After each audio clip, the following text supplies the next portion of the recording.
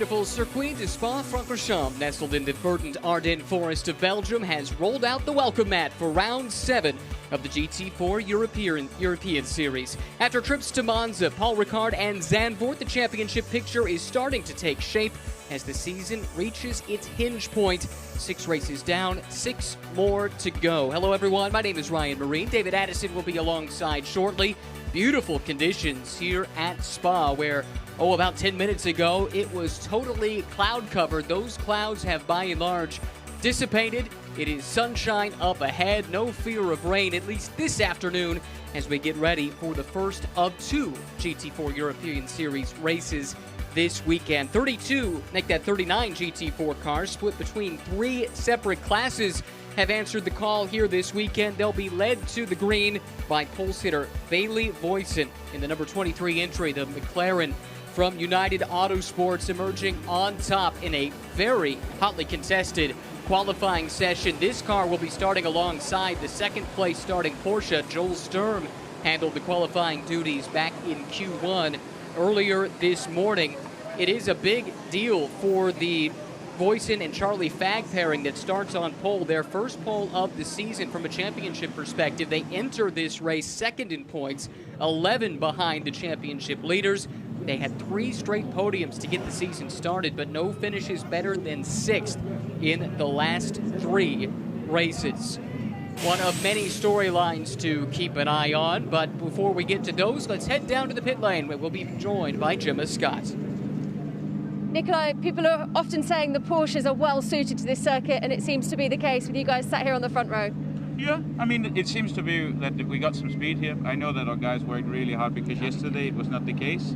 But our engineer and the mechanics found a good setup.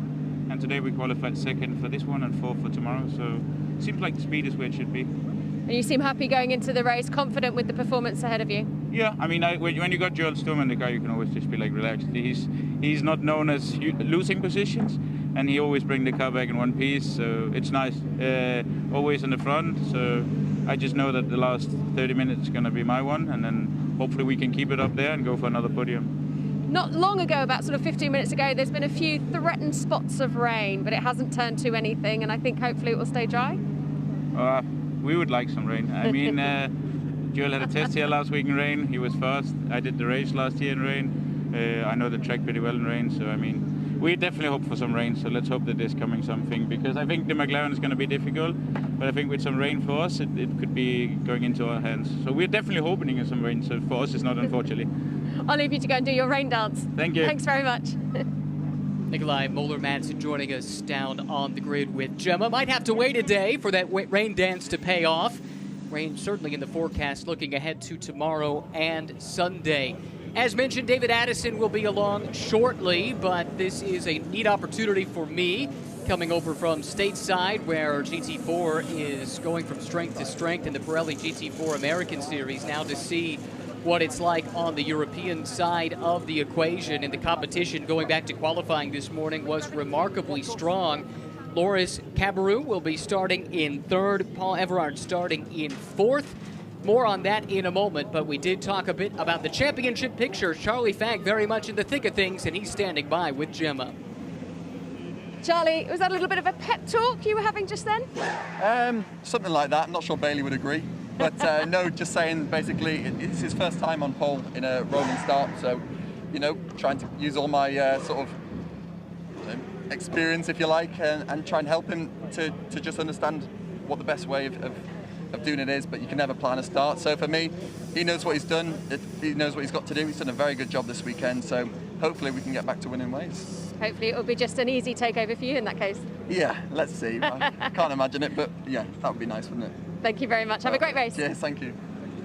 It was a strong qualifying effort for that United Autosports entry. The same cannot be said for the sister car, which was caught out by a red flag that interrupted Q1 earlier today. And as a consequence, the number 32 car, Gus Bowers and Dean McDonald, will start towards the back after effectively not setting a lap, just the one out lap, which was some 45 seconds off the pace back in qualifying, not representative of their speed as we saw later in Q2, but a long day ahead for that pairing. a couple other interesting developments coming into this race. The car starting in 5th, Jim Bolubasi driving that car, now driving as a solo and therefore an AM entry. The reason for that being his co-driver Berke Besler has withdrawn, not just from this race, but also the 24-hour race coming up this weekend. Back down to the pit lane. Laurie, c'est super de voir un Alpine au 2e lien. Ouais, ça fait plaisir. On a bossé pendant tous les essais pour avoir une voiture homogène avec les ingénieurs, mon coéquipier, etc. Et ouais, aujourd'hui, ça fait plaisir d'être en 2e ligne. Bon courage et bonne course. Comment? Bon courage et bonne course. Merci beaucoup. Obviously, Laurie's just saying that it's a pleasure to be down here on the second line, and the engineers have done a super job in the free practice sessions and the qualifying, and that he's looking forward to the race. After a mad dash from the paddock, David Addison has graced us with his presence in the commentary box. Your efforts running the course a couple of days ago perhaps coming to your benefit here as you made the sprint from the esports event into the commentary booth. And in doing so, I've saved you an extra 10-second penalty for being a soloist, you see, because now this is a two-voice effort at least. There's no extra time spent in the pits. Yeah, we've just had an outstanding GT3 Esports Pro Series race, which was decided at the last corner. Brilliant stuff. And more of the same, hopefully, in GT4, because this has been a really competitive championship, and whether it's been in North America or whether it's been in Europe, grids are full, grids are busy, and there, Cembol Bazi in the BMW, now in the AM Cup, as you were explaining, because he's going solo. Exactly, and with that does come the 10 seconds additional stationary time in the pit lane when the mandatory pit stop window comes. The thought being there is an advantage to having been fresh in the car starting that second stint, that advantage that two-driver pairing would not have, and so they will have to deal with that come the pit stop a little bit later on. But as our Silver Cup leaders there a little bit ago, Fabien Michel there, the Pro-Am Cup leaders here in this qualifying session from earlier this morning. That should be a car to keep an eye on. And so should this, because the Tom Canning Acura Rabindra Aston Martin, the sister car of that from Mirage Racing of Ruben Del Sart to go first here. Tom Canning's car had the pace to get a pole position this morning, so from the same stable, you know this is going to be quick as well. And number 718, one of the very, very smart Porsches, this from the Century Porsche Ticino of Ivan Giacomo and Max Busnelli. The Porsches have been largely strong at pretty much every venue, but Ivan Giacomo this morning didn't have quite the pace that he needed to have. The car is 10th on this grid.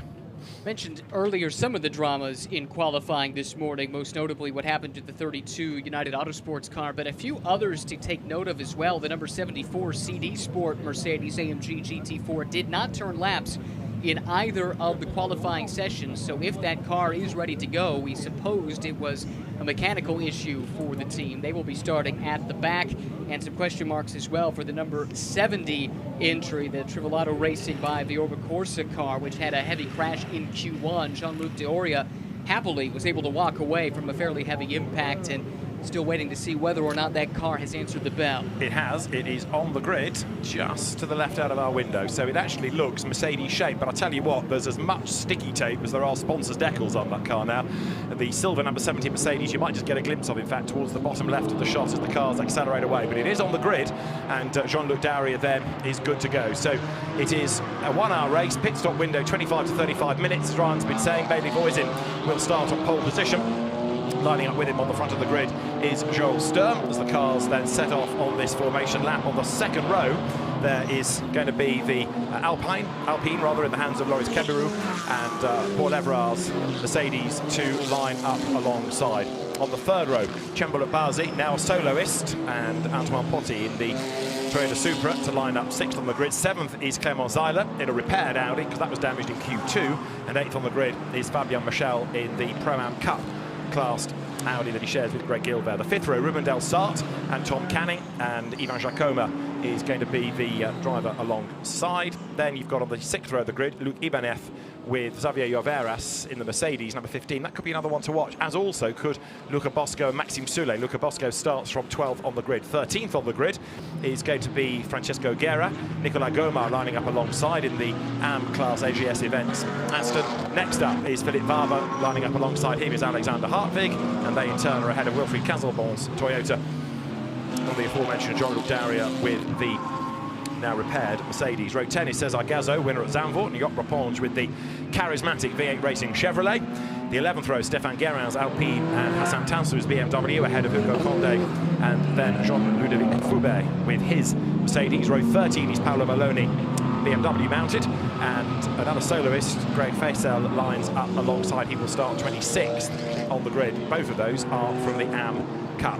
On the 14th row, Jean-Luc Bobelic in the Mercedes that Jim Pla shares, and then Eric Clement lining up alongside in his Audi. The 15th row is another soloist, regular soloist, Bob Herber for Sellers Lach's team, and Lars Dahmer, new to the championship, sharing with Charlie Hollings alongside him. On the 16th row, the Dad and Lad Mercedes, Dad Mauro Ricci will go first, and alongside him is Pascal Bachmann for Street Art Racing. Row 17, another Dad and Lad squad. Piotr Hodson goes first, and alongside him is Christian Easy's Hella Pagid Racing 1 Audi. The 18th row, Robert Consané, who had a puncture and a spin in qualifying, and Thomas Odier lines up alongside the two Team Speed Car Pink Panther Audis together on the penultimate row. The back row of the grid is Gus Bowers, who never got a lap in because of the red flags in Q1, and Enzo Juliet, who had an engine drama effectively and barely got out. And then starting from the pit lane is going to be number 69, which is the Christophe Amon Michael Blanchemin Audi.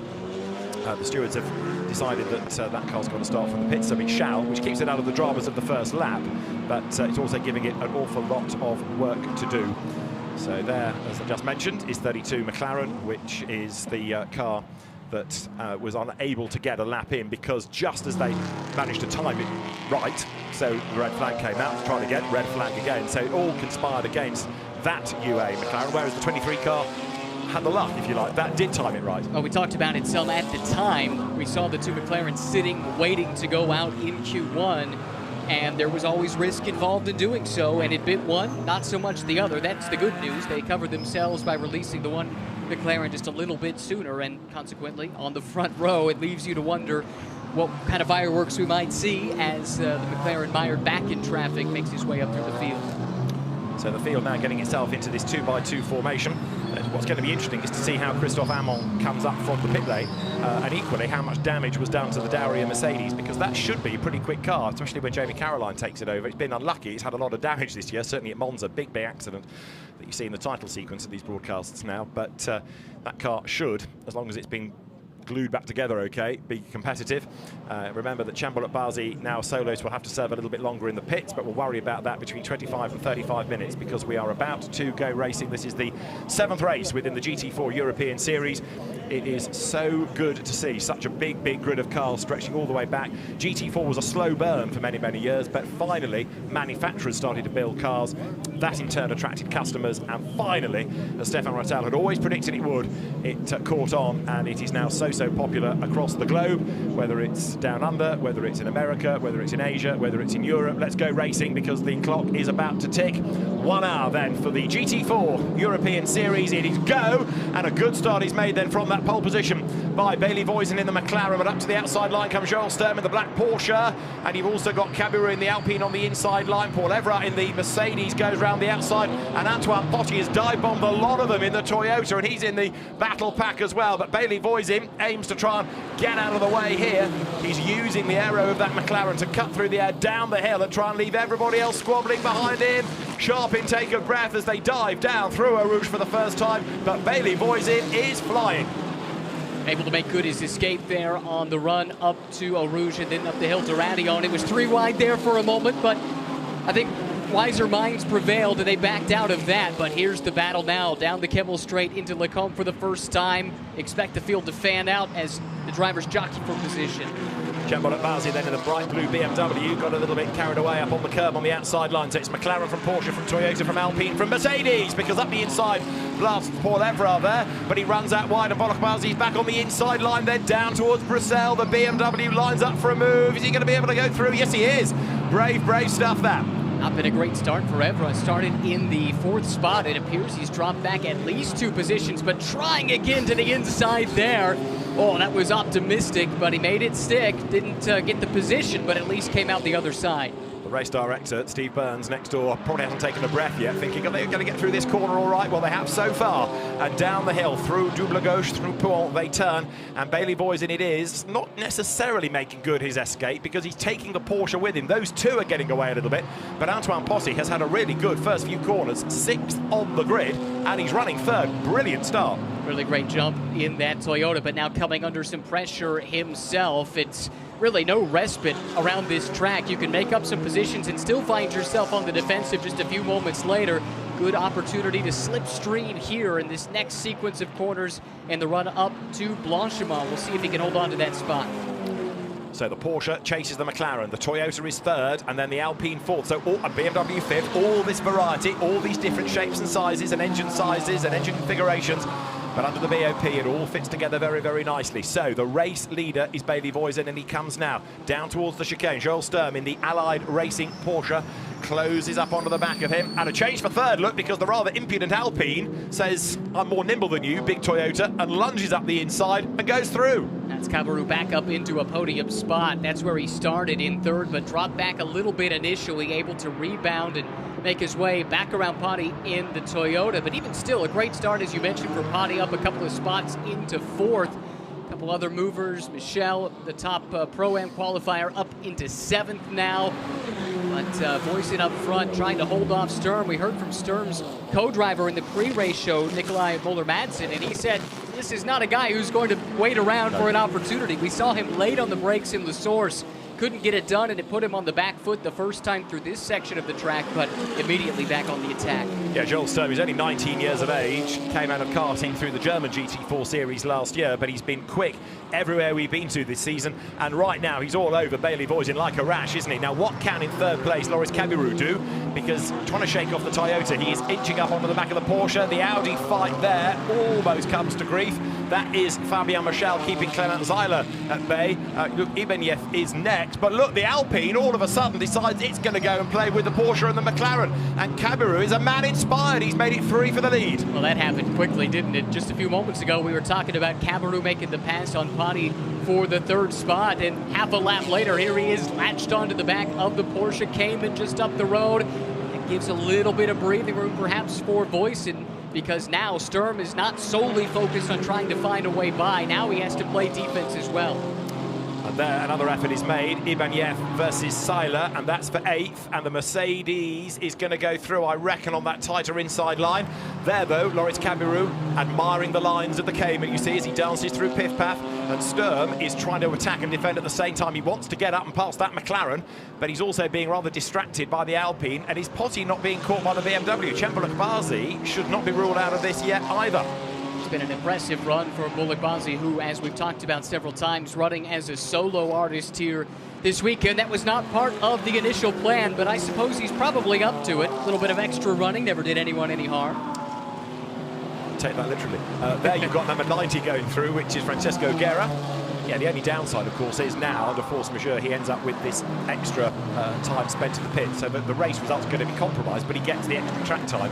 I don't think we saw him go out in Q2, so plot thickens a little bit to the overall plan from that team for the weekend. But look, he's now 4 for the race lead, and actually 5th and 6th are together, are they not? Paul Everard on the back of the BMW now out of the chicane. So over the line, Bailey Voisin's last lap is the best of the race briefly, but no surprise perhaps. Loris Cabarrus, running 3rd in the Alpine, has done a 2:33.8, the fastest lap of the race for the car in 3rd position, and Cabarrus is absolutely charging. Absolutely the one to keep an eye on at this point right now, just 1 second behind the race leader Voisin. That's a good look at the Toyota Supra coming down the new pit straight through Eau Rouge, and gotta love the coming and going shot right here. It really goes a great way to demonstrate the speed of these GT4 cars.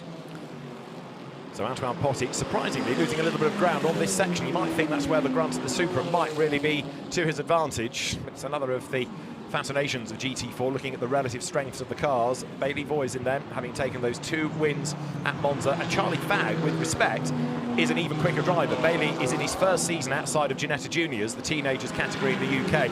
So every circuit he goes to, he's learning. It's a new place. So, you know, we've got round Monza all right. We did okay at Paul Ricard. Zandvoort was new.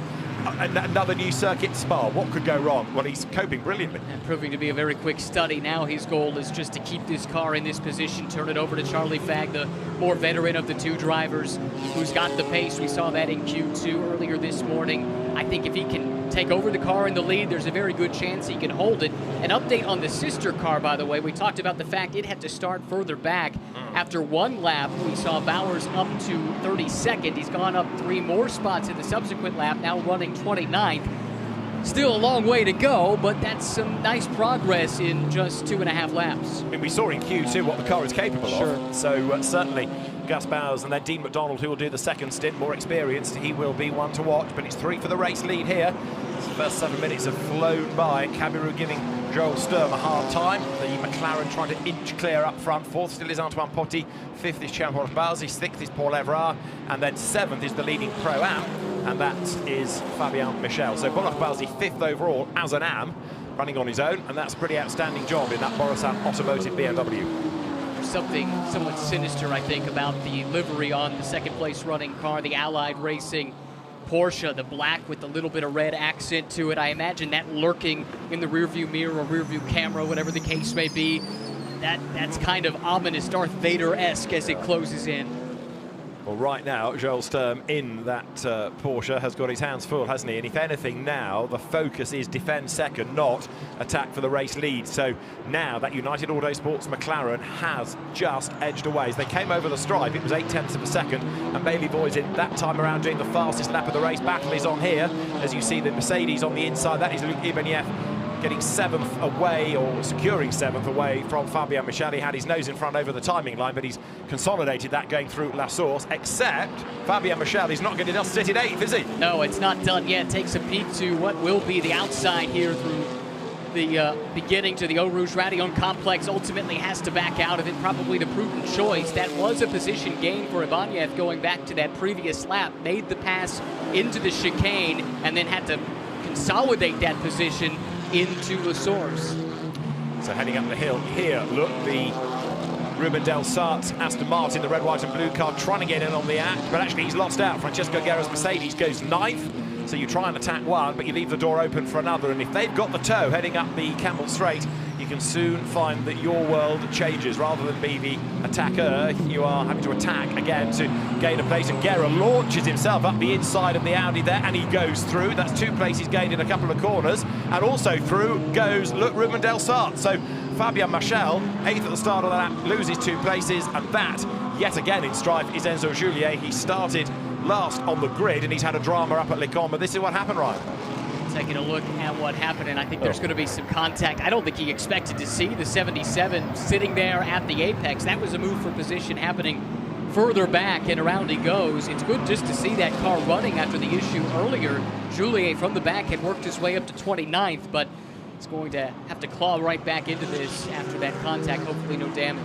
Just going back to your earlier point about the second United Autosports McLaren, Gus Bowers has gained another place. He's up to 28th. Now, all right, the next part of this sentence does rely a little bit on the slipstream, but he's also done the absolute best in the first sector. Now, a tow might have helped him do that, but it does give a bit more evidence to just how quick the McLarens are and how well Gus Bowers is going. New to the circuit, getting his way up through the order as out wide over the curve go the leading 3, leading 4, leading 5, leading 6. They're all at it. They're all taking as much of Spa as they can get away with. I think if we only had the one McLaren running back in traffic as our example, you could say maybe it is an outlier with a tow or something to that effect, but Voisin appears pretty strong out in front as well as far as straight line speed has gone. That's helped him keep Sturm and Cabarrus at bay. Here is the hard charger thus far, Bowers in the 32 car. Looks like he's made up a couple more spots. We'll get the official look when he crosses that timing line here on the pit straight.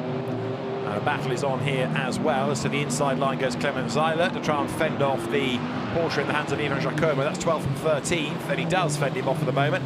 The green Mercedes in the background is that of Luca Bosco. That too is trying to wriggle its way up through the order. Now, what has happened to Jean-Luc Bobelic? Because normally one of the quicker AMs in the Pro-Am class, he's fallen way back to last place. I think he's had a drama somewhere. It's way off the road. There goes Jean-Luc Daria.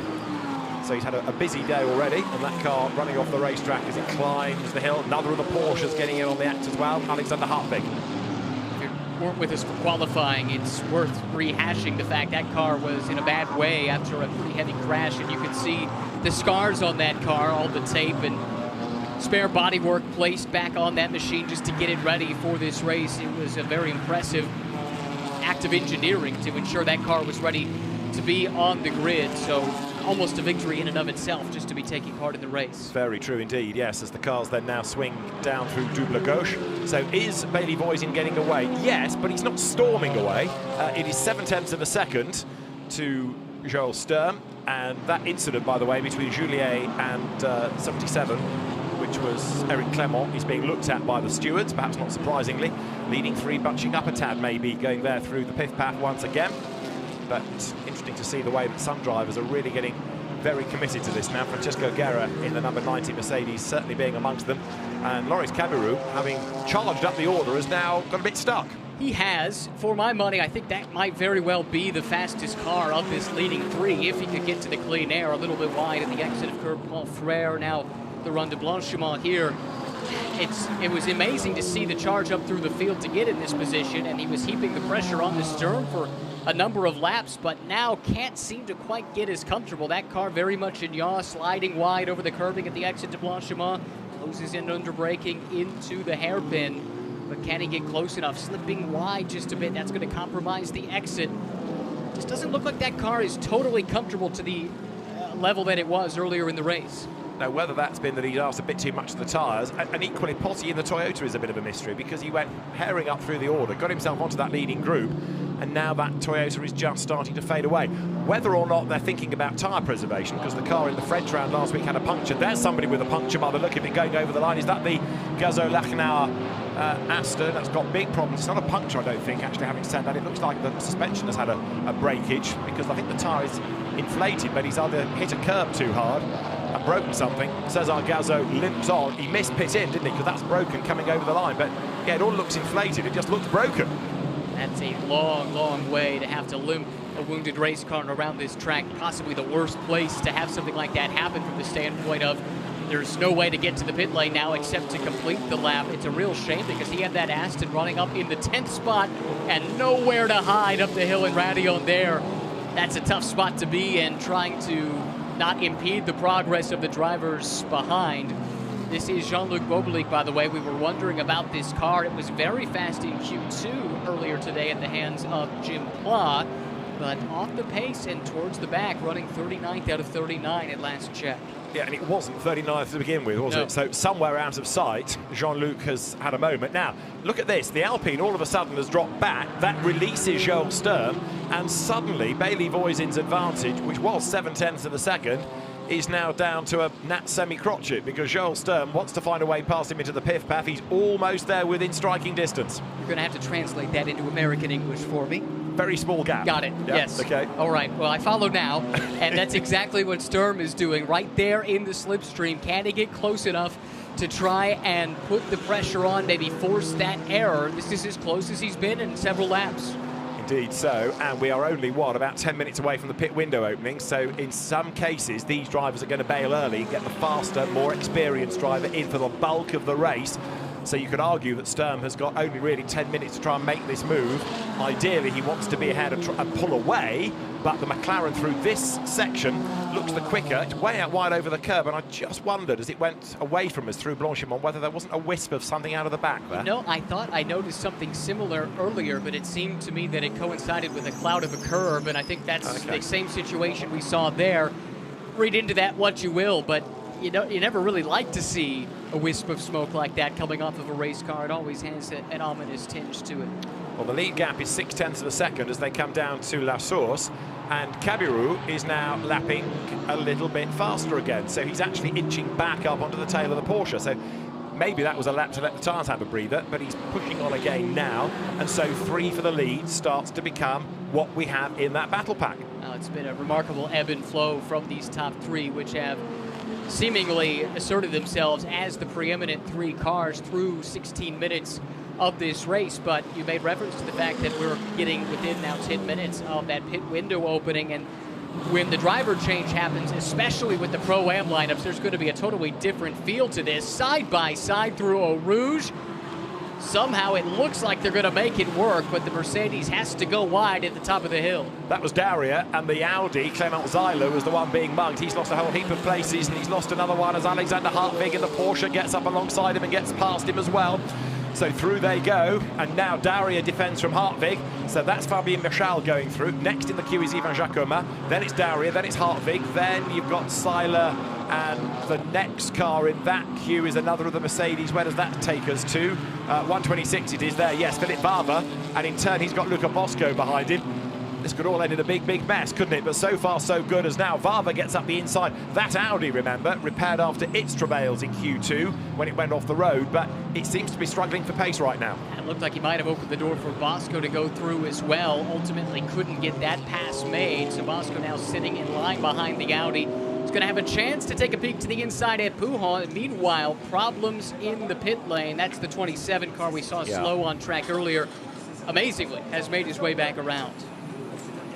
The word termine seems to fit here. I don't think that's going a whole lot further. They can have a look, but at best you would send it out for a lap or two at the end just to test, wouldn't you really? But there's no way they can do a quick fix on that car. It was decidedly broken, that, as now the leading McLaren of Bailey Voisin just stretches the margin once more. So different cars working in different parts of the circuit. And look, suddenly the Alpine is right there through, up into second place. Out of nowhere, the Alpine suddenly finds pace, or the Porsche loses pace, but the net result is that we have a chase for second place, and Joel Sturm did not like that. He's back up on the inside line. Through he goes, but he hasn't got the job done. Off the road goes Caberou. He was rather forced off the road there. He has gained second place, but he was off the racetrack and he's gained an advantage. Discuss. Yeah, that's a tough one, right? Because he certainly was forced into that runoff area, but I think he might have taken some liberties with it as well. Here is the replay. We got the Alpine flashing the lights, and then something temporarily amiss with the Porsche that allows the Alpine through. Almost like the car just hesitated, wasn't it? Didn't pick up enough. So a shifting issue, maybe. Yeah. So either way, a brief lull from the Porsche, but straight away Joel Sturm was on his toes, fought up the inside. There wasn't really much Caberou could do, but if he'd have rejoined over the curve, there would have been contact. So he kind of had to take to that line, didn't he? That's a tough position to be in, not just for the drivers involved making those decisions in fractions of seconds, but for the stewards to take a close look at as well. I'm sure Sturm is none too pleased. I'm sure Caberou is pleading his case as well for the jury to listen to, or not, as the case may be. But as it stands, that was a gift for Voisin, who now has a lead of over 1.2 seconds. If Caberou were really savvy about it, he would give the place back anyway and fight again, because with 40 minutes, just under 41 minutes to go, all right, he's gained second place, but the danger is that he does get a penalty, so maybe a bit of self-censorship would be the answer. There is a car that's also been involved in incidents today, including in the race. You can see it's looking all battle-scarred on the front right corner, and Eric Clement is in 32nd place now, because he's got himself up past Lars Dahlmann. And the Porsche has a problem because it has slowed again, and this time Joel Sturm says, no, it ain't working properly, so he pulls to one side. Now, will this be a Control-Alt-Delete type restart? Can he get, if it's an electrical problem, can he fire it up? Let's see what he can do. The car is stranded. You can see him resetting the electronics. That's why the lights are coming on and off. And maybe it was a small electronic glitch that caused the sudden loss of speed and acceleration a few moments ago. And I wonder also what that does to the Caberou situation. If the stewards take a look at it, does it become of secondary importance now that the position basically would have fallen into his lap anyway? Exactly, it does become a bit irrelevant, doesn't it? So that has possibly done Caberou an advantage, and the car has not got going, it is stranded, so having stopped it to try and do a Control-Alt-Delete, as it were, a restart, it does not want to restart. So that's a really disappointing outcome for the Cayman, for Joel Sturm, for Nikolai Müller-Madsen after good pace early on. Jean-Luc Bobelic for the pit lane, and that is too early, isn't it? So one of the reasons it has dropped back is that it's got a problem, and the team looking at trying to sort that problem out. But again, that's another of the normal front runners out of the Pro-Am class in Strife. 7:18 round the outside of the Audi there. That is Ivan Jacoma going ahead of Fabien Michal, who gets a little tickle off Alexander Hartwig's Porsche. And they all survive somehow. It's amazing watching how they close up in that slow speed corner there in that chicane Same thing here at La Source, and then start to accordion out once again.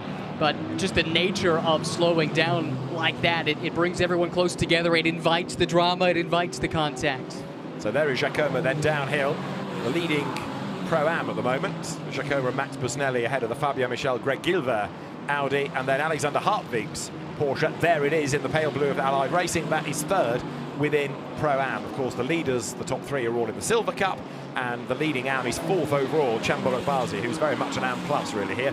Jacoma storms his way up the Camel Straight. There, number 15, Luke Ibanez in the Mercedes, and the next target for Jacoma there is going to be Jean-Luc Dauria's repaired Mercedes there ahead of him.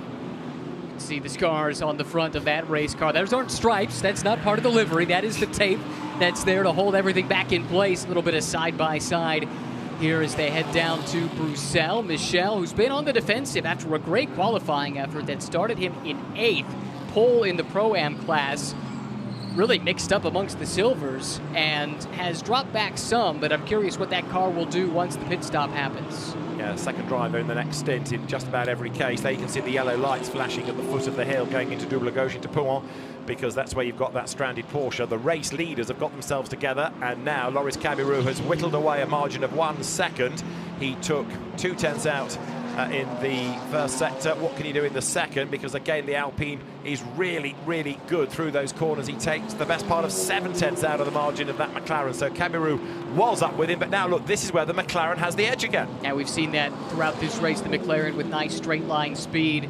Cabirou rather right behind, trying to flash those lights menacingly. Love watching that car slide wide there, back onto the flashing lights once again. I don't think that's getting to voice it at all. He's had that in his rearview mirror basically from the start of this race.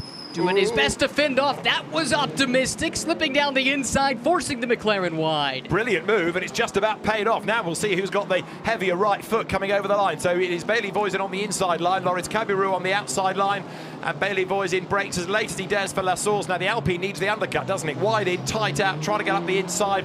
Doesn't work, but Loris Cabirou was very committed to that. That was a good opportunistic move, and it oh so nearly worked. When they came across the line, the margin was 0.06 of a second. Nearly sprung the surprise in an unexpected spot. Yes, we see passing into the chicane, but it's usually at the entrance, not in the second portion of the chicane. But he was able to slip up to the inside of the unsuspecting Voisin, who was able to open the wheel up and give room to make that work. But now on the defensive, Voisin got a nice run out of La Source up the hill now. Voisin defensive on the left. Here comes the Alpine trying to make the move around the outside into Lecombe. And while they're squabbling, Antoine Potty up into third place is lapping quicker. So if they really carry on like this and delay themselves, the Toyota might be buying back into the race as Cabirou now lines up for a go on the inside line down towards Bruxelles, but he hasn't got the run out of the corner. That means that Voisin's able to cut across and defend. And again, Cabirou thinks, right, where can I try next? So it's got to be a lunge up the inside at Speaker's Corner, hasn't it? He's trying everywhere else. He might as well have a go there. Heading to the braking zone. Couldn't do it. Can he get the undercut for Pouhon? Or is this where the McLaren stretches its advantage again? Look at Potty in the Toyota. He's almost with them. He's licking his lips, isn't he, watching this battle out in front. It's let him close down that gap. This is as close as he has been since the opening sequence of laps. Voisin very defensive. He's not put a wheel wrong to this point, despite the intense pressure he's been under from first Sturm and now Cabirou as well. This is the section of the track it seems like the Alpine has the slight edge, but he hasn't been able to make it work for a pass. That's right. So they're going to have the pit window to consider. It is open, in fact, now, so they could, if they wished, pit this time. You just wonder whether Cabirou would be advised to come in, get out of the traffic. Here they are nose to tail coming out of the Cours Paul Frère. There's confirmation, the window is open. So the cars now come up towards Blanchimont, and there again the gap stretches. What the team will have to keep an eye on, though, if they're going to employ that strategy, is where do they pop out relative to the rest of the traffic, and those teams do have some technology that can help them identify that. Problems here for a Mercedes. Yeah, looked like number 2. I think it's the Jean-Ludovic Foubert car, and I was wondering whether it wasn't a tyre issue again. It looked all right. Either he's damaged the rear wheel by hitting the suspension as the leader pits, or it's a tyre. Cabirou stays out, leader comes in, Potty goes up into second place, so Bailey Voisin then takes the first opportunity to bail, to get Charlie Fang into the car, and now Cabirou has got a clear road ahead of him, so this is a time in a way to do a qualifying lap really and try and jump ahead on his pit stop of the McLaren. Oh, Cabarrou, I said, I think you might be the fastest driver on the track if you can get some clean air. Let's see if I'm right. First chance to do that thus far in the race. Really interesting that United makes the call here early in the pit window to bring Voisin in. But I think the experience of Charlie Fagg, knowing that he's there waiting in the bullpen, to use an Americanism, ready to go, is part of this strategy call. They've got a great deal of confidence that Charlie can bring it home from here if he's given the right position.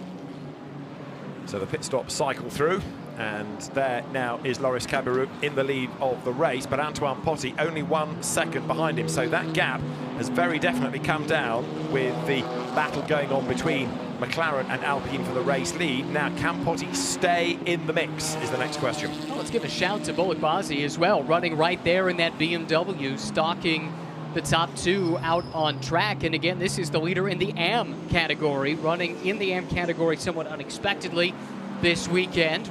And we'll see how much he's hurt by the fact that he's going to have to be in the pits for an additional 10 seconds by virtue of the fact he's running so low. And a pit stop is 136 seconds, by the way, line to line. So there goes Charlie Fagg into the race. Pit lane already busy, and that was the first opportunity to come in. I reckon that Alpine has stretched the advantage. What do you reckon? It was a 10th quicker, yeah, in the first sector, and it was even further away now. Oh, bit of damage on the Hodgson Toyota as that leaves the pits. So that's going to be Anthony Hodgson at the wheel of it now. And the endurance pit's pretty busy as well. So we're not quite at halfway, but it's been a lively race thus far, and it's still wide open, this. Yeah, I'm really curious to see what the pit strategy call, the winning pit strategy call, is going to be. And I'm very curious to see how long they keep Cabarrou out there running, trying to judge based off of his lap times. I suspect they'll see pretty quickly what he's tracking towards, how that relates to what they expect Charlie Fagg can do in the McLaren, and if it looks favorable, they'll probably keep him out, keep him running as long as they can, but otherwise maybe you make that call, make that switch, and see what happens. There's a yellow flag out in the middle sector again, as here is Cabarrou, another lap done, so staying out there. He's in a rhythm and he's absolutely charging. Potty second in the Toyota. Then, as you say, this really commendable effort by Bullock Bazzi coming through in 3rd place. So it is Alpine, Toyota, BMW, Mercedes in the leading 4 places. That is Charlie Fagg, who is 21st after the pit stop. And there is now Timothy Bure coming through in the Mercedes. Next in the queue, 88 then. So that car is another one to watch. Took over for Paul Everard, who had a nice opening stint, qualified well, ran inside the top 10. And now we'll see what Timothy can do. Very fast French driver. Taking a peek at one of the Toyotas. Is that? I think that's the Casabon car, possibly. Right. A little bit further down. There is the leading Alpine. That's your 2nd place Toyota. So that is Antoine Potty, who is 2/10 quicker in the 1st sector. So the CMR run car. He was here a week ago in the French Championship. So back it comes. And there's the leader going way, way wide out of Les Cornes. Rallycross circuits at the other end of Spa, but he's exploring the outer reaches there. Now that is the V8 Racing Chevrolet heading through Bruxelles. Let's have a look here at the leading Alpine. This is coming down through a Rouge look, and as the car leans and scrapes against the floor and smoke off the back of it as the tyre and the bodywork get together as the car sits down. That ain't going to help the rubber. No, so much compression through that part of the track with that massive elevation change, and a slide like that one is going to cost you time. That makes this strategy harder to pull off if you're compromising lap time relative to your closest competition, and we believe that will be Charlie Fagg in the United McLaren. Then that could put them on the back foot from a strategy perspective. We'll know in about 5 minutes when this pit window closes. Cabarrou again all over the curb as he comes then out of Pont, down towards pit path once more, and then down through the Cours Paul Frère. So the Alpine really is being driven by the scruff of the neck, isn't it, as it accelerates on. Now, can you explain, please, why your Yank tank isn't doing very well just ahead of it? That's in danger of being lapped, that Chevrolet. What's going on? That is not representing American engineering all that well, is it? But that said, you know, you just don't see a lot of those cars. And one of the challenges, I was talking actually to Jack Baldwin, who oversees GT4 racing in the States. He was telling me that car has so much downforce. It's very, very good in the corners. And from a BOP perspective, it can be quite difficult to equalize, because if you give it the horsepower you expect leader to pit lane, then it's so strong in the pits, or sorry, in the slow sections, so it does struggle in the straight line, and that's not great here at Spa. No, indeed so, and that car dropping away as the leader pits then, so you saw the Alpine dive for the pit lane. Loris Cabirou comes in. He had a second in hand, but that's going to give the Toyota the lead. Borokbazi is in as well. There's the rather sorry sight of the broken Aston further up the road. And now, Vincent Beltoise will get on board the Alpine.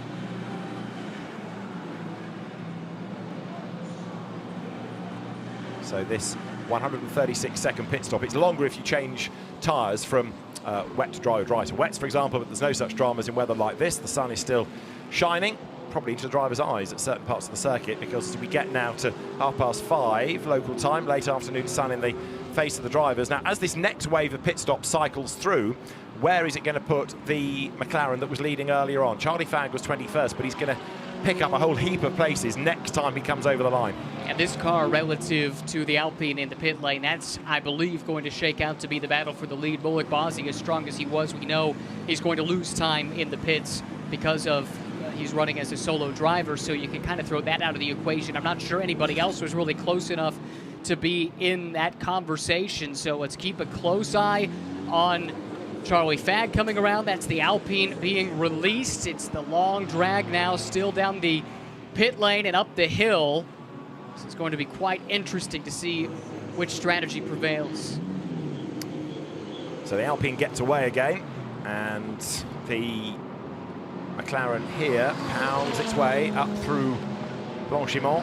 So Antoine Potty leads on the road, yet to pit, but we'll now see what the real situation for the lead fight is with this car relative to the Alpine. As down towards the chicane, 27 minutes on the clock, comes now Charlie Fagg. So of course he's thrown into the car. He's got to be absolutely flat out and find out what the track is like and find out what the car is like all at the same time.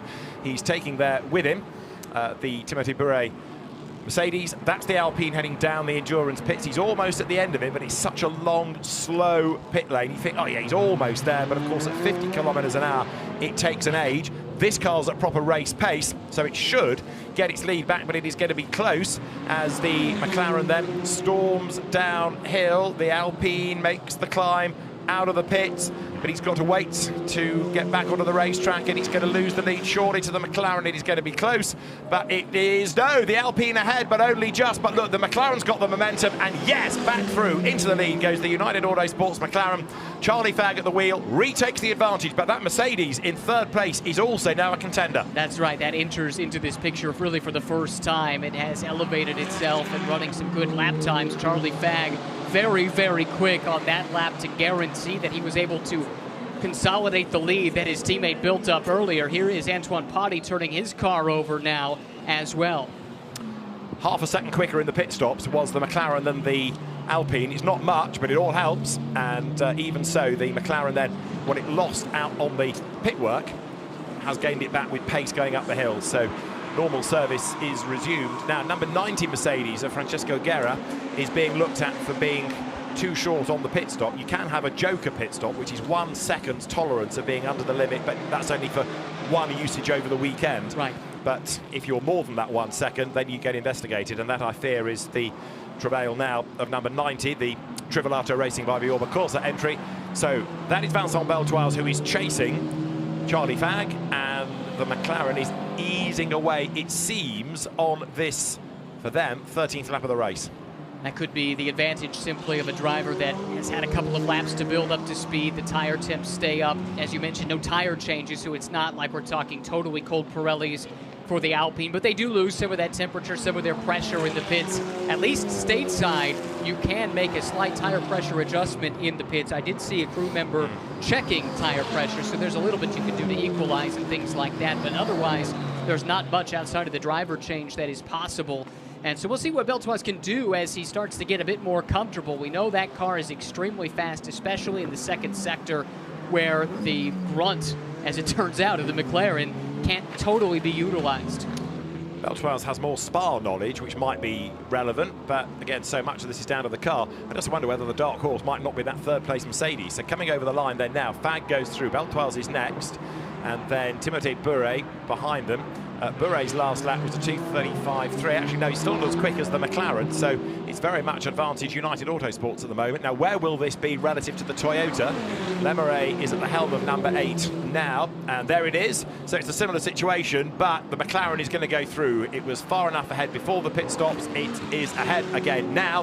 What about for second place? Alpine should get back ahead of Supra, and does, so the Toyota goes third, the Mercedes back down to fourth. But the fight now is on for that third spot, because here comes the Mercedes with a head full of steam, pokes to the inside, and nothing that the Toyota can do to defend that. That move is made well before the braking zone to Lecombe, so Mercedes back to P3, Timothée Beret on the charge. We're currently working then lap 14, and although Stéphane Lemeray showed as the race leader, that's because he led into the pits. Since then, of course, everything has shuffled around, and he's lost his third place because the Mercedes has nipped up and past him. So Timothée Beret moves through, and while all this is going on, Max Busnelli in number 718 Porsche is the leader of the Pro-Am element of the race, and we'll worry about AMS at the end of the next lap when Blanchimont has done his next lap after his pit stop. This is the Busnelli-Meloni BMW being attacked, and also out wide goes Eric Hare, Nicolas Gomar, and then 74 has its second drama of the race, having been tagged into a spin. We're about to get a full course yellow. So another look at it, as the number 74 Mercedes turns itself around after contact with the BMW, and a full course yellow is being called for in 10 seconds. So the pace of the race is about to be slowed considerably, and full course yellow now. So if I have to go at the delta speed, the gaps don't come down as such. Depending on how long the full course yellow is, it might be a safety car restart, but if they can get rid of the problem quickly without the cars and tyres losing too much temperature, then they will just withdraw it swiftly and will go green again. I'm glad you explained that to me, because that is definitely one difference on this side of the Atlantic. We go full-on safety car right away in situations like these. It does look like that car is relatively out of harm's way, so hopefully that's a quick cleanup. Now, you would think that, but bearing in mind how many liberties people take with track limits at turn 19, sure, you could leave it as a barrier, I guess. Well, my thought being it should be easily accessible to the cleanup crew, at least, to get the car towed away. But yes, absolutely, you don't want that there in that spot on a flying lap, no question about that. But it would focus people's attention to track limits, wouldn't it? Well, it would solve some problems, you might say. Would it ever? So the incident between the Mercedes number 74 of Enzo Juliet, who started, and Sebastian Bode, who was in the car, and number 50, which was the aggressor, and that would have been Max Tresoldi, has been noted by the officials. There is the newly homologated GT4 spec recovery vehicle, which is running in second place after a great lap, which has put it almost onto the tail of the leading McLaren, heading down now towards the bus stop. You wouldn't think it would be the most aerodynamic car in the field, and yet still keeping pace here through Blanchimont. The BOP, I said it before, it works well, doesn't it? Quite remarkable. So that is frustrated Joel Sturm. His car pushed out of harm's way down at Double Gauche, and he's left to spectate rather than be part of the battle. So the flags wave. I think we are going to end up with a safety car restart here, but we will see. The race has got 20 minutes and change to go. So Charlie Fagg is your race leader, and they're second, third and fourth all in a group.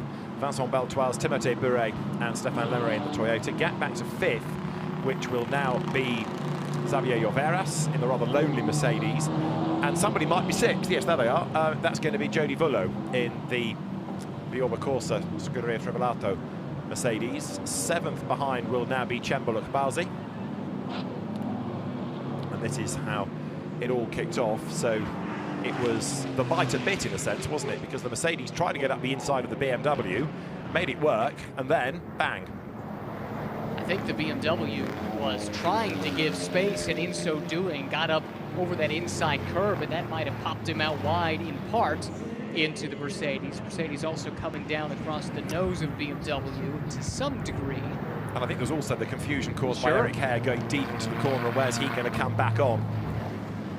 So at snail's pace now, we are under full course yellow conditions. The good thing about the full course yellow is that you can easily slow the field, and you don't have to worry about scrambling a safety car and trying to time it to pick up the race leader. You can get everybody to slow down. It gives you the breathing space then to have a calmer situation to do what you need to do. But as I said earlier on, if it's a longer than a a lap or so, quite often you will get a safety car restart, so they can go quicker under the safety car than they can a full course yellow. That means the tyre temperatures and pressures come back up. It's a little bit safer on the restart. The flip side of that coin is that they're all in a line again. Safety cars breed safety cars and all that, so it might kick off when we go racing again, but we will wait and see. 19 minutes on the clock. Well, if that is what we get, I think this battle right here, second, third, and fourth, is going to be quite fascinating. Charlie Fagg, it does appear, has the pace if he can separate himself, should they all be bunched back up together. He's been everything that you advertised him to be. I knew him a little bit by reputation coming over here. Had a second place finish in the GT4 class in British GT back in 2018 in that championship, and has been part of the McLaren driver development program. So that's some of the experience that you talked about that he brought to the table, that he's been able to help his co-driver Bailey Voisin with throughout the course of the season. And what a great ace in the hole it is to be able to turn the car over to him in the second stint of this first race each weekend. It's also not only a very quick car and two very good drivers, but it's well run.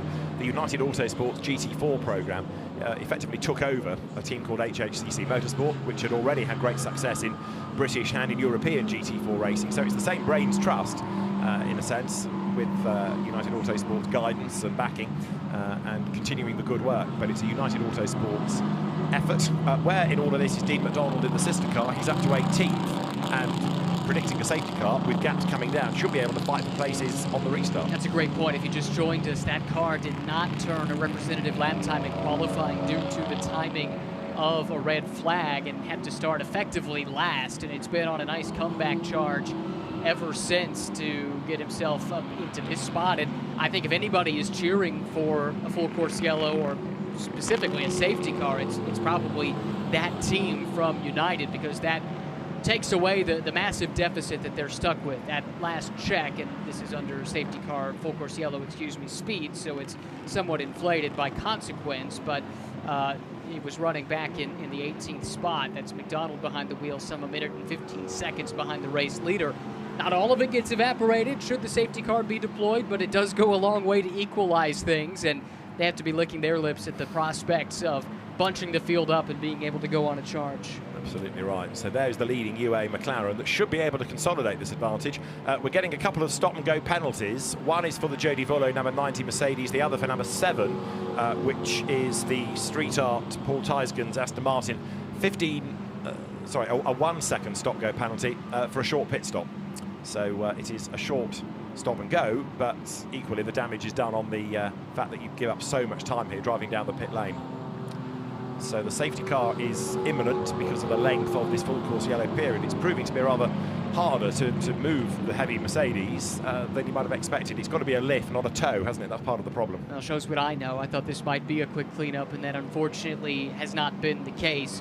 Back to the penalties you mentioned, the Tyson's car running back in 32nd, that's more rubbing salt into a wound, but definitely for Volo, currently in 6th to receive that stop-and-go penalty for running afoul of the pit lane regulations. That is very, very costly. That car was well-positioned, third-best Mercedes, running 6th overall, as mentioned, and having a nice, strong run, but it's going to lose all of that, and it's compounded somewhat. If we hadn't gone full-course yellow or eventually safety car, some of the advantage that you've gained, you can fall back on to not lose as much when you serve a penalty, but no such luck when everyone's bunched up.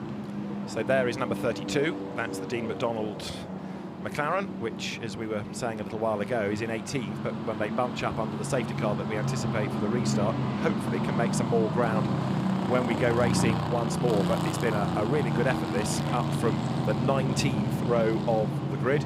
Dean McDonald into the car, and not quite immediately, but certainly early into your stint.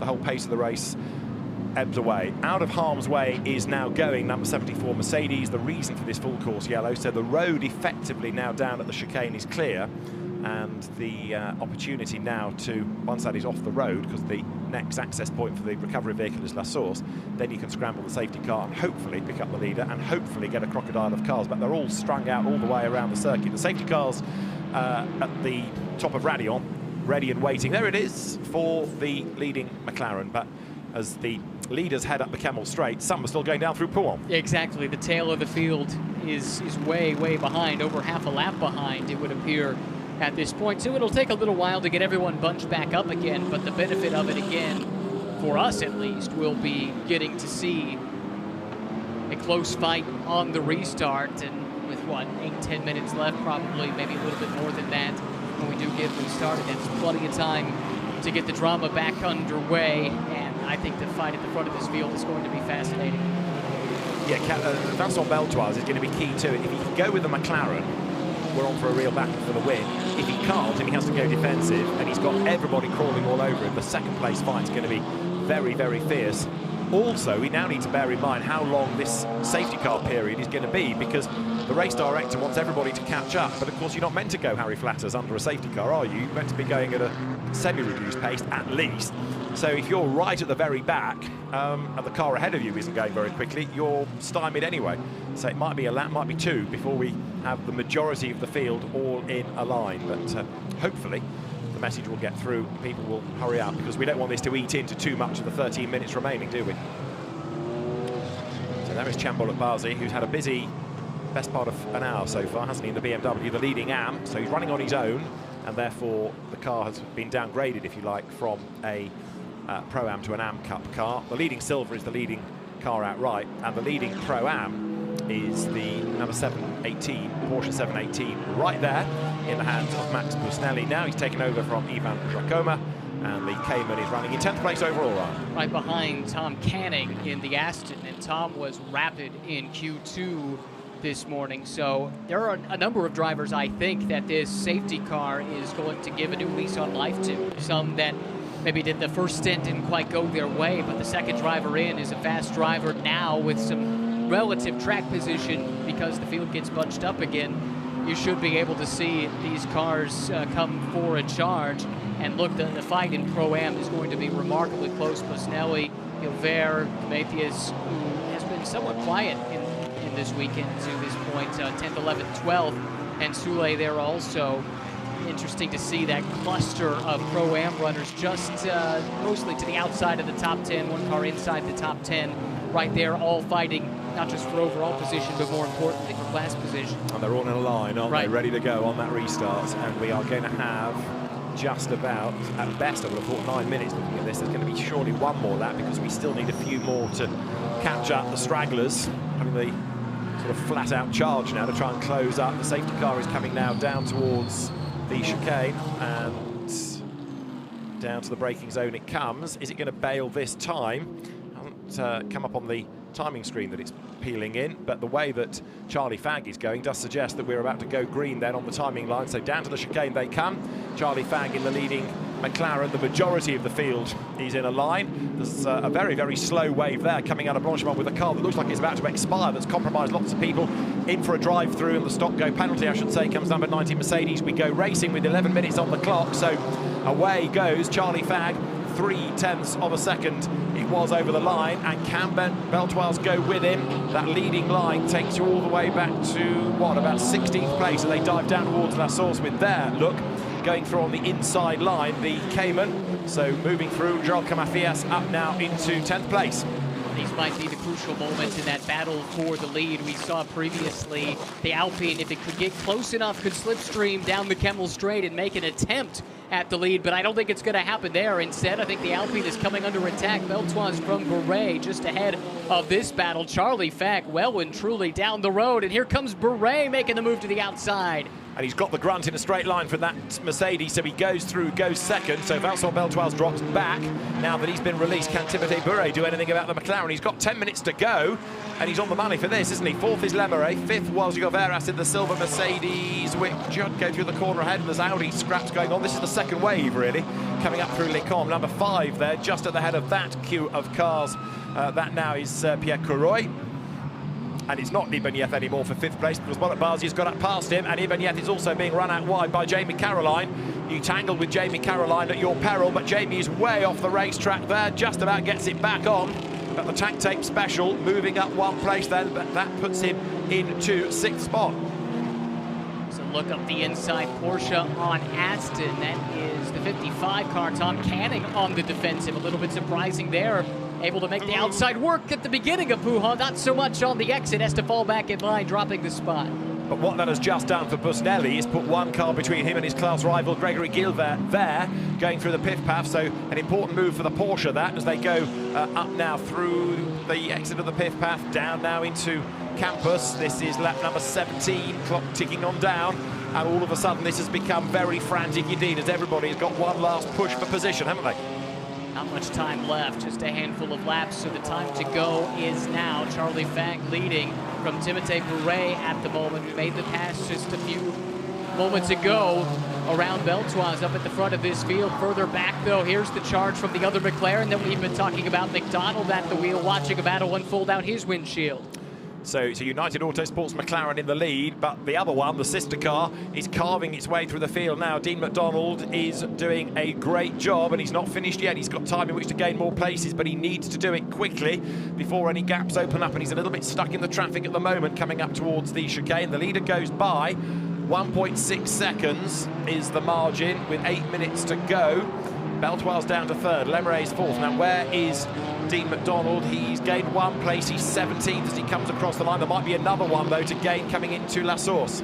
Soule fighting with Gilbert. That fight's not done yet. Gilbert had the spot momentarily. It looked like Soule got it back. They're side by side here through Eau Rouge. Nose to tail, just a piece of paper between the two cars. And how much curb there did Gilbert gobble up coming down the hill? So he's got Soule all over him. He's got Jacques Mathias behind him. There's Benjamin Lariche as well in number 4 Audi. And behind them, you can see the next to the Porsches making a move coming up the hill. Where is McDonald in all of that? Can he try and find ground? 7.5 minutes just over on the clock as Bolokwazi there comes under attack from Jamie Caroline. And Maxime Soule giving Greg Gilbert a hard time of it as well. Those are two very experienced, very capable drivers going toe-to-toe. Certainly Soule here at this track. This is home turf for Maxime. He's right there on the back diffuser of the 42 Audi, which slips just that little bit wide. That's going to let Soule pounce to the inside, makes the pass, headed into speakers. So downhill goes Soule, and that, of course, gives him the place within the Pro-Am fight. So the next target for him is the Porsche right there in the hands of Max Busnelli, that is running in 8th place overall. His target is Xavier Lloveras Mercedes ahead. He'd like as many cars between himself and the class opposition as he can get. And Busnelli, if I'm not mistaken, is the leader in Pro-Am, so it's also, yes, just about creating that buffer to his closest challenger, which is Soule, like you talked about. So that's why we're seeing him aggressive in this situation, even though it does not matter as far as class result, class points go. Similar story here with Bolokwazi in the leading AM car coming under assault through Paul Frere. And I said a lap ago, you take on Jamie Caroline at your peril. This is Jamie Caroline on the attack against Bolokwazi. Let us see how this pans out, because Jamie Caroline is having really his best showing of the season thus far, despite the fact the car is all taped up, despite the fact he didn't get to drive it in qualifying because it was eliminated in the session for this race. But Jamie, low on seat time, he's raced round here, he's won here in the past in single-seaters, comes down to the chicane. This is the fight for second, third and fourth, and actually Bouret is not escaping, is he, from the Alpine? So Beltoise is right with him. There is Bolokwazi ahead of Caroline. We've got 6 minutes on the clock, and a 2.5 plus is a flying lap at the moment. So 3 laps maximum I would offer you, and Charlie Fag has got away. 1.9 seconds to the good. Extended that lead by a further 0.3 of a second on that lap, so a masterful restart to build a solid gap, and now he's letting second and third squabble amongst themselves in his rearview mirror. Anytime these two get side by side, that is a sight for sore eyes as far as Charlie Fag is concerned. He's got this race truly well in hand. So Fag climbs the hill onto lap number 19, and this battle for second place, delaying the drivers, letting him escape, and a bit like we saw in stint 1. So Lemeray in the Toyota has fallen off the back, hasn't he? He's not being able to stay with them. He's in a solid 4th. Now, what about 5th? BMW versus Mercedes up to Lecon. The Alpine's on the attack first of all. A look to the inside, more in hope than in anticipation from Beltoise. And where's Caroline? There he is! Last minute dive up the inside, and through he goes, and that was good. It was, and it was prudent by Bolokwazi. I suspect he knew that was coming, giving the reputation that you've spoken about of Caroline, and no sense fighting that one too hard when it's not for class position. Saw the taped up Mercedes coming through and said, have at it. Yeah, Bolokwazi's class rival is 20th, and he's just dropped to 6th overall, so know your battles, and he certainly did there. Right, looking at this fight, you have got now Tom Canning on the tail of Xavier Lloveras.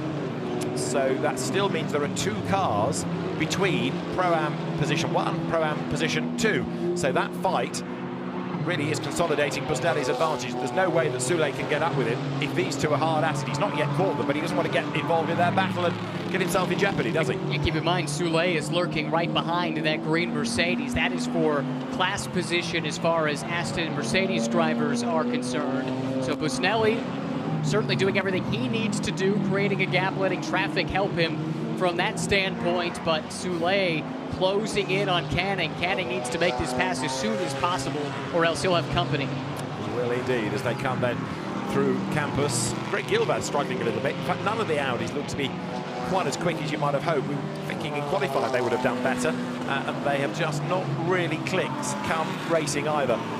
It's clouded over a bit where we are on the start and finish area, so it's gone a little bit cooler over the last lap or so, which might be helping some cars, but there you've got the similar concept of the front engine Mercedes and Aston Martins running together, and even the wipers briefly on there as Tom Canning may have just hit the switch in his zealotry. Down to the chicane, there's time for 2 more laps, and Canning attacking and defending at the same time. Wants to get past Xavier Lloveras ahead of him, but he's having to defend like mad now from Maxime Soule right on his tail. And he's going to get no respite here. It looked like Soule got the better jump out of the chicane. Now how defensive does Canning get into La Source? The answer is quite defensive. Is it defensive enough? Soule lays the chrome horn to the back of the Aston. This is the run down the hill then. So Tom Canning, it is, hanging on to the position, and if Maxime Soule can't find a way through, suddenly he is going to be attacked by Greg Gilbert. There'll be 1 more lap to run at the end of this. Charlie Fang is now over 2 seconds clear of Timothée Bure, but we are not done yet. So there is still a big fight going on for second and third within Pro-Am, and this is the battle now for second place overall. Beltoire's back onto the tail of Bure. Yeah, that didn't take too long, did it? It seems like there's been an ebb and flow to that Alpine. Maybe it takes some time just to cool tires off to get back into peak operating temperature. Here is the McDonald-driven United Autosport McLaren, tried to make a move on the Camaro and got caught out on the outside at Lake Home, it appeared, and has actually had to drop a spot that he had made just a few moments before around Leclerc. The car up the road, the Camaro, that is for position as far as class is concerned. I think we've seen McDonald able to drag that car up into 10th in class by my count, trying to get up a couple more spots before this is all said and done to salvage a decent result after what looked like a disaster this morning in qualifying. But he's not found it easy, has he? Even on the restart. A lot of the effort was done early in the race, and then that car has sort of peaked, and losing a place that he just won from the Alpine, which is almost in UA colours itself, really, the original red, white and blue. So that puts McDonald for the moment back down to 16th overall. Well, you would expect it to get harder, not just because as you come through the field, the driver should be faster, but also in this second stint, the pros are in the Pro-Am lineup. So the going does get tougher the deeper into this race you get, and we've seen some of the progress stalling out as of late. I think that goes a long way to explain it. So there, Chamberlain Balzi runs it out wide over the curb, and that is Max Busnelli now looking for a way past him. Ivan Jacome, his co-driver, will be one of a number of people doing double duty. He's in the Total Energies 24 Hours of Spa. And as they make their way up towards Blanchimont, Balzi hanging on to that 6th place. Right there behind him is Busnelli, who's got the pace. Now, whether he wants to force the issue and just go for his class points, we'll wait and see. Now, Tom Canning's not that far behind. He does have the 1 car separating him out of class, but that is not really the cushion you want, even coming this deep in the race. It's interesting, the BMW and the Porsche there, that's a battle of respective class leaders, Am class leader and Pro-Am class leader as they run. So there they go, that class leaders both into La Source. And the Porsche's got a bit stuck for the moment, but so is Soule, because Tom Canning in the Silver Cup Aston Martin, as they go through for the last time out of La Source now, he is not to be denied what is 9th place on the road overall. Downhill plunges the BMW, that actually gets away a little bit in the straight line, so the Am leading BM ahead of the Pro-Am leading Porsche.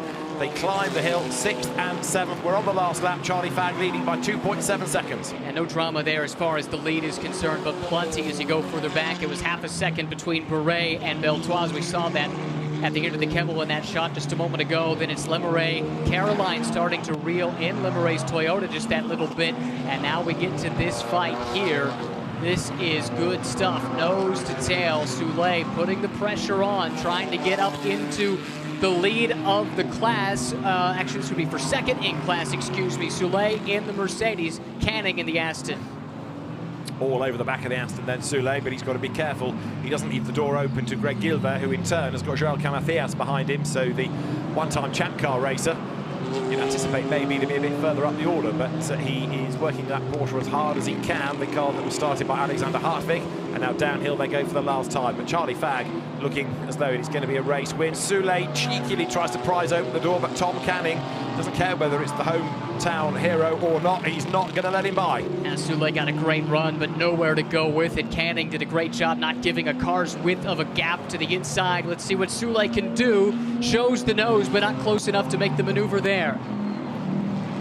While all this is going on, you've got Charlie Fagg heading for a third win of the season in the United Autosports McLaren. There is Tom Canning. He's certainly fallen back, hasn't he, now, from the Mercedes, and you know why, because he's got to stick out his elbows and hang on to his place as they head out of the Cours Paul Frère for the last time. Chembel at Barzi on target for an AM win. Max Busnelli and Ivan Jacoma for a Pro-Am win and a silver win and an outright race win for the third time this year for McLaren. Charlie Fagg and Bailey Voisin. Charlie Fagg is going to bring it home. Out of the bus stop chicane, up towards the timing line, and accelerating now up towards the checkered flag. Charlie Fagg it is who wins the 7th race of the year in the GT4 European Series. The winning margin over Timothy Bouret's Mercedes, 2.1 seconds. Beltoise in the Alpine takes third. Stéphane Lemere's Toyota is going to be fourth. Jamie Caroline fifth. Really good effort by Chembel at Barzi to win his class, and the team is delighted with that for sixth. And Max Busnelli and Ivan Jacoma winning in Pro-Am for seventh. And a very busy hour of racing, wasn't it? It was. The box score might say pole sitting car won, led most of the laps.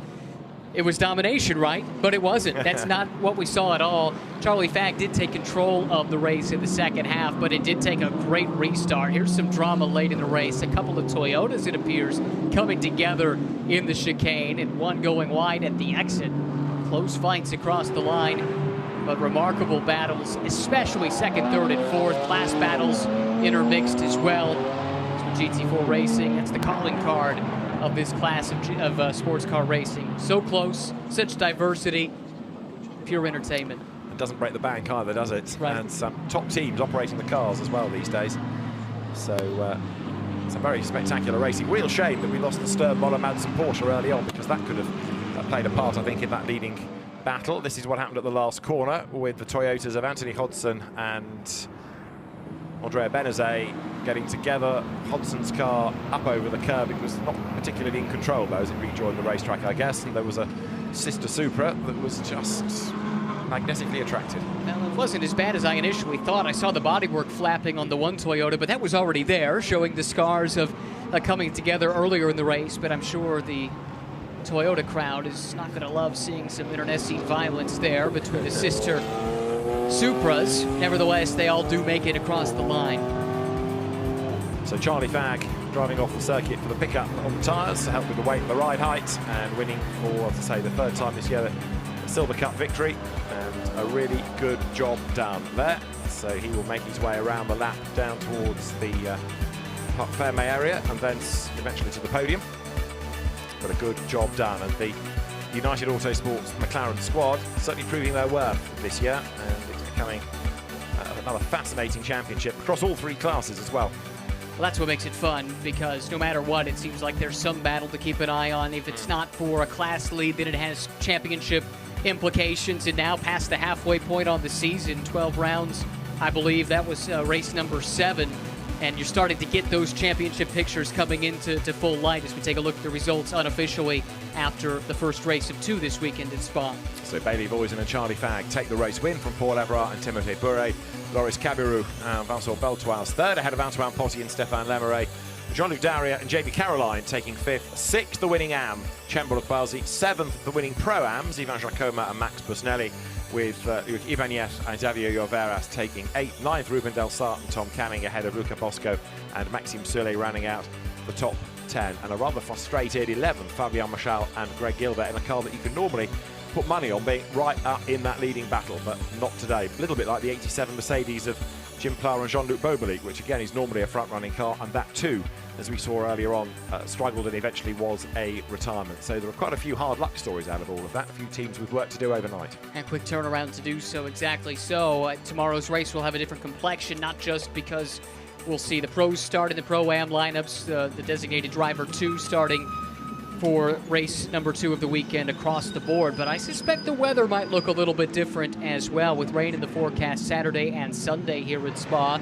Looked like we might see a little bit when about 10 minutes or so before this race started, but then the skies cleared. We had perfect weather, but you never know with Spa, the die of fate, what it will come up with on the roll as far as the weather is concerned. Yes, there's always that perennial sting in the tail just waiting for you, isn't there? So happy drivers in the top 3 in the 3 classes that will go to the podium. The top 3 overall, the same for the Silver Cup. Got the Pro-Ams and the Ams. Precision parking bay. Have to be very careful opening the door, but it's all right in the McLaren. It goes up as much as out, so out squeezes the slimline Charlie Fagg. And another excellent drive, that to add to the successes that they took at Monza back at the start of the year. So a 3rd victory in 7 races, and in what's been a topsy-turvy season. It's a commendable effort, that. So there, Bailey Voisin being congratulated. Bailey's younger brother has started racing in Ginetta Juniors in the UK. He's at Alton Park this weekend, so the family keeping an eye on 2 different circuits over the weekend. And so the Voisin dynasty, you can expect to generate yet more race wins in the not too distant. From afar, at least, it seems like that Ginetta Juniors series is a real springboard for a lot of young talent in recent years. Absolutely. I mean, some like Lando Norris have gone in a specific direction, but it's given us lots for national GT racing or GT competition internationally, and it gives great racing along the way. It really does. It seems like the drivers too show up well prepared, and that's what we saw. That was a great stint from Voisin. I think Fagg and the pace that he showed might get some of the headlines, but Voisin was under pressure that entire opening stint, and for a driver of limited experience, as you say, never cracked, never made that one crucial error that would have cost him the lead or perhaps the race. Yeah, it's a very, very good effort by both. They're looked after by former racer Phil Glue, and he's a calming influence on them, and passing on his advice from winning multitudinous one-make championships, for example. So Charlie Fagg and Bailey Voisin take win number 3 of the season. Top effort, and they can explain just how easy it was, or wasn't, to Gemma Scott. First of all, congratulations to you boys. What a drive. And Bailey, coming with you first, that was your first rolling start? Yeah, first time starting on pole position, so it was a bit daunting, but a few tips from Charlie, so that helped. But to be honest, it was just about keeping the first lap clean and just trying to pull a bit of a gap. But yeah, I mean, a few good battles, which was just made it really interesting. But yeah, the United Autosports did a fantastic job, so a big thank you to them. And then I passed it on to Charlie. Absolutely, and Charlie, you brought it home and looking very, very happy as you got out of the car there. Yeah, no, spot on. Looked at a tough stint for Bailey, but I'm just absolutely over the moon. The McLaren has been absolutely mega this weekend. United flawless, and yeah, just great to have the McLaren brand back on top. Big thanks to everyone watching, Danny, Ian, Alan, everyone from McLaren. This is a big thanks to them. I think certainly we need to keep a good eye on you too and McLaren going forward. Yeah, exactly. Thank you very much. Thank you. Let's have a quick look at what happened in that race, with the pole-sitting McLaren storming down towards La Source in the advantage, and it was Joel Sturm's Porsche that was initially the real thorn in the side. But a great start by Antoine Potty brought the Toyota into the mix. The cars down through the hill, but as they got to Eau Rouge, already the gap had opened up. In fact, that was eroded, but it was a very, very impressive first lap as it started to kick off lower down the field, with the first drama befalling Mercedes number 74. Enzo Juliet tapped into a spin, then a suspension breakage for the Cesar Gazzo Constantin Lachenauer Zandvoort winning Aston Martin. More squabbles raged on across the 3 classes, as dropping down the order Clement Zeiler, and he was eventually passed by Ivan Jacoma as they went to the foot of the hill. The Porsche getting ahead bravely as they made their way up Radion. Joel Sturm squabbling with Loris Cabiru in the Alpine, but eventually the Porsche with some electrical drama, we think, because it hesitated once and he lost a place. He got going and then it stopped for good. At the pit stop window, the number 23 McLaren cycling through, Charlie Fagg taking over from Bailey Voisin. Coming out ahead was the Alpine, Vincent Beltoise at the wheel, but as it got up to pace, so the McLaren jumped ahead, and there was more drama down at the chicane, because that is where Sebastian Bode was turned around. Suspension broken on the Mercedes, full course yellow became a safety car, the field bunched up for the final segment of the race, green flag flying, and that enabled Charlie Fagg to try and build that lead once more, which he did, whereas for second place, Vincent Beltoise was battled with Timothy Bure, and eventually it was the Mercedes that went through. There's some plenty other good battles lower down, including Jamie Caroline, who was able to go 5th at the expense of Chambol Palsy. But through it all came Charlie Fagg to take win number 3 of the season for United Autosports, for McLaren, and for himself and Bailey Voisin after a great drive, winning by 2 seconds.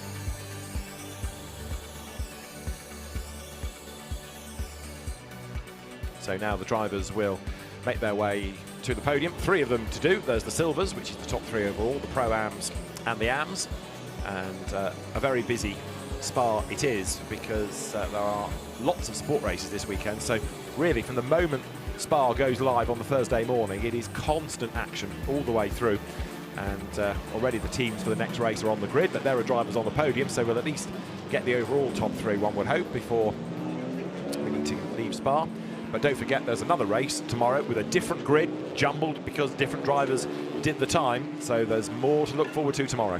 A number of today's protagonists did not get the qualifying efforts they were looking for in Q2, and vice versa as well. And I think the dynamic of swapping the starting order of drivers, it really does spice things up. Starting the pros in the Pro-Am lineups can put some less experienced drivers in some very difficult situations, and the cream rises to the top. It leads to fascinating races, at least over stateside. I can't wait to see how it plays out in the GT4 European Series. Absolutely right. So the podium's getting underway. So we have the 3rd place crew. And that is our Pro-Am podium that we've had first, incidentally. Greg Gilbert, Fabien Michel for 3rd. For 2nd place there, Maxime Soulet, Luca Bosco. And the winners are Max Busnelli and Ivan Jacoma.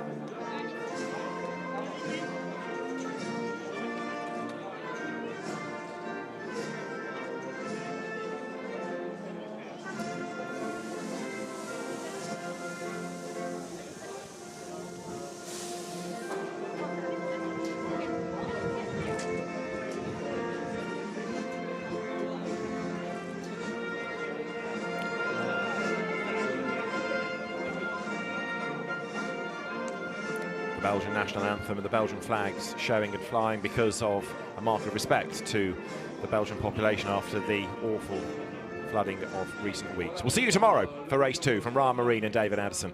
Goodbye from Spa.